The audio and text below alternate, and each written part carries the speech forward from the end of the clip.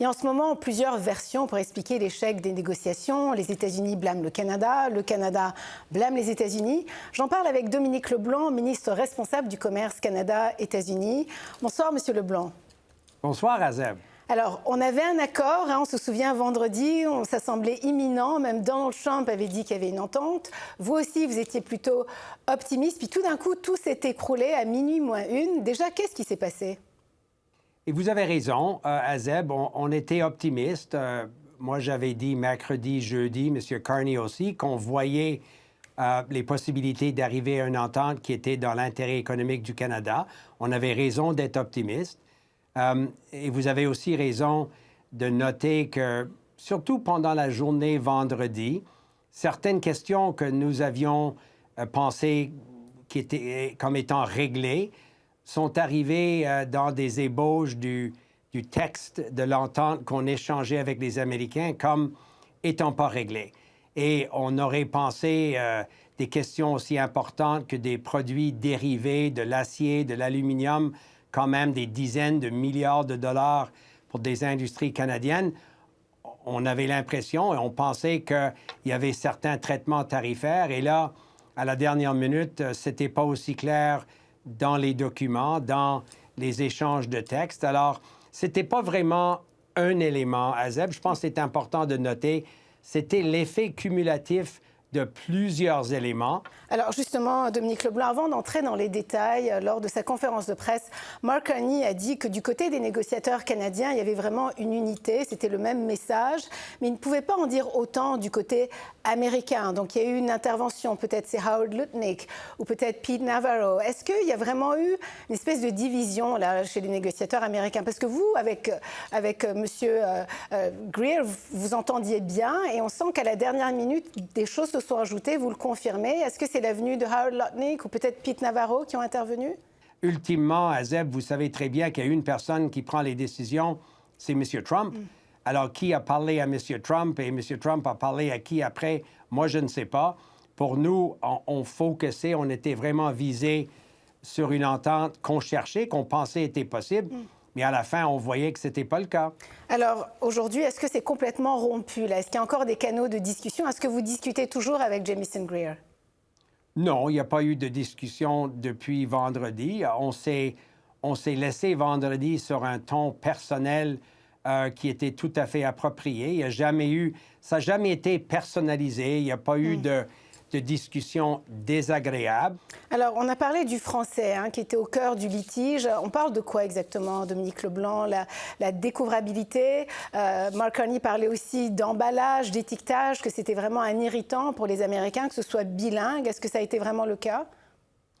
Oui, la question à la fin, Azeb, c'était un des éléments vendredi, la semaine passée, dans les textes de l'entente. On s'est mis d'accord avec les Américains d'enlever les frais, les taxes qui s'appliquaient aux diffuseurs en contenu, aux plateformes numériques. On n'a jamais dit, on a toujours dit d'ailleurs que la question du contenu canadien, de la question de la visibilité, la découvrabilité et la capacité de Canada d'exiger ça était quelque chose qui était non négociable. Et en effet, la dernière version des textes qu'on a vus, ils cherchaient encore à avoir une concession du Canada dans cet enjeu-là. Pour nous, c'était une des lignes rouges. C'était jamais discuté. La question de l'emballage, vous avez raison, ça a été depuis longtemps sur la liste des irritants que les Américains disaient qu'il fallait que le Canada s'adresse. Chaque année, ils publient une liste d'irritants, des barrières non tarifaires qui souhaitent que les pays évacuent ou changent. Il n'y a pas de doute que la promotion, l'équitage, comme l'emballage bilingue avec un contenu francophone au Canada est toujours sur ces listes-là. Ils n'ont jamais changé cette position-là. Mais le vendredi soir, à 10h15, qu'est-ce qui était dans ce panier-là? Pour nous, une ligne rouge, c'était d'enlever la capacité du Canada d'exiger que des productions culturelles canadiennes, québécoises... Imaginez-vous, Azeb, si Lisa Leblanc acadienne que vous connaissez très bien n'était pas accessible sur les plateformes numériques au Canada. Il y avait tout ce panier-là de choses qu'on n'a jamais cédé, qu'on n'a jamais discuté. Et à la fin, c'était dans les textes qu'on recevait. Oui, c'est toute l'identité canadienne là, qu'ils étaient en train de viser. Il y avait évidemment aussi l'automobile. Hein. Le Canada avait accepté des réductions de 25 à 15 % sur les composantes canadiennes. Et puis tout d'un coup, ça ne s'appliquait pas aux véhicules lourds. Ça, c'est encore quelque chose. Est-ce que ça aussi, c'est vendredi qu'ils sont arrivés avec cette nouvelle proposition? Encore un autre bon exemple, Azeb, vous avez raison. On a discuté depuis le début comment réduire les tarifs douaniers sur le secteur automobile. On cherchait à ajouter le contenu des pièces fabriquées au Canada. Les Américains résistaient ça, mais à la fin, ils nous ont dit que la réduction tarifaire qu'eux autres avaient accepté de mettre en place ne s'applique pas aux véhicules lourds, aux camions. On pense à des véhicules Ford F-250, 350, des Silverado. C'était des véhicules qui sont fabriqués au Canada, que ce soit à Oshawa ou Oakville, c'est ça. Ford, comme GM, ont des lignes de production très importantes de ces véhicules-là. Alors, le premier ministre du Canada ne va jamais accepter de créer une circonstance où à la longue, des impositions tarifaires feront en sorte que ces entreprises ne sont pas compétitives en termes économiques. Donc, le ton a visiblement monté. Est-ce que vous diriez que les Américains, les négociateurs, ont négocié un peu de mauvaise foi? Là, le ton monte. Donald Trump remet les tarifs à 50 % sur toutes les voitures, les camions, les pièces automobiles et l'acier à partir du 1er janvier 2027. Il l'a écrit sur Truth Social. Votre réaction, comment le Canada va répondre à tout ça? Alors, on va faire ça une étape à la fois, Zeb. On va faire ça en partenariat avec les provinces. Moi, j'ai participé à la discussion que M. Carney a eue avec les premiers ministres provinciaux samedi.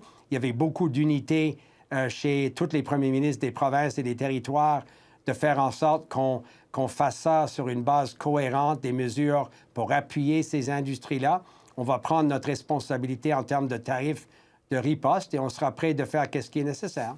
Donc, évidemment, on aura plus de détails demain sur cette riposte canadienne. Dominique Leblanc, je ne peux pas m'empêcher de ne pas parler de la gestion de l'offre qui touche beaucoup de producteurs laitiers au Québec, au Nouveau-Brunswick où vous êtes et ailleurs au pays. Vous l'avez dit, la gestion de l'offre n'est pas sur la table, mais qu'est-ce que les Américains voulaient en fait à propos des produits laitiers?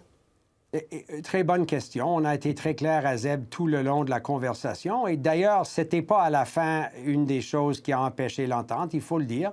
On avait dit qu'on n'allait pas augmenter les quotas, on n'allait pas revisiter les quotas que les Américains ont acceptés dans l'entente de la CEUM il y a 6 ans. Aucune question d'augmenter, aucune question de diminuer les tarifs substantiels qui fait en sorte que la gestion de l'offre est protégée. Si on dépasse le quota alloué, il y a des tarifs de 300-320 % qui s'appliquent.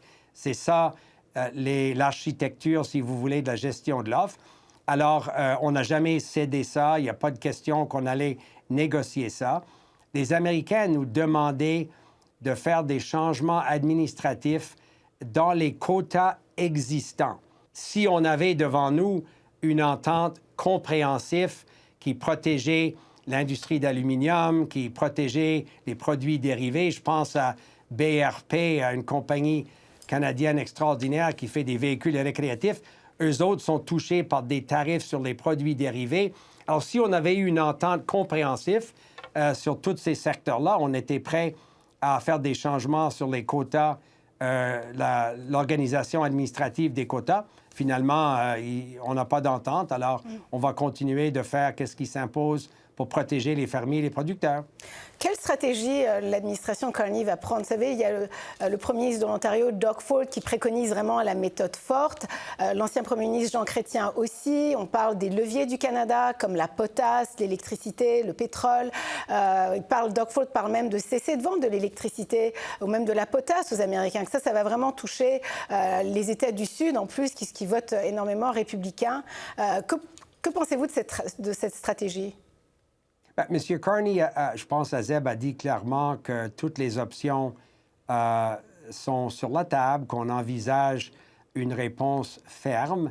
mais il faut que la réponse soit mesurée aussi. Ce n'est pas nous autres qui ont commencé ce conflit commercial avec les États-Unis. On va prendre les mesures nécessaires au cours des prochaines heures pour mettre en place des tarifs qui vont précisément protéger les industries visées par la nouvelle vague de tarifs que M. Trump a mis en place en fin de semaine. Ça ne fait pas de sens qu'un produit d'aluminium sera vendu aux États-Unis avec un tarif de 50 puis on permettrait à un produit américain de rentrer au Canada avec pas une mesure équilibrée en termes de protection tarifaire. Très rapidement, Dominique Leblanc, à quoi doit-on s'attendre demain pour les contre-tarifs? Ben, Zeb, ça fait longtemps que vous couvrez la politique canadienne. Ce ne sera pas une bonne sortie pour moi de faire un scoop sur mon patron et mes collègues ministres qui vont faire une annonce. On va laisser M. Carney le faire. Je comprends pourquoi vous posez la question.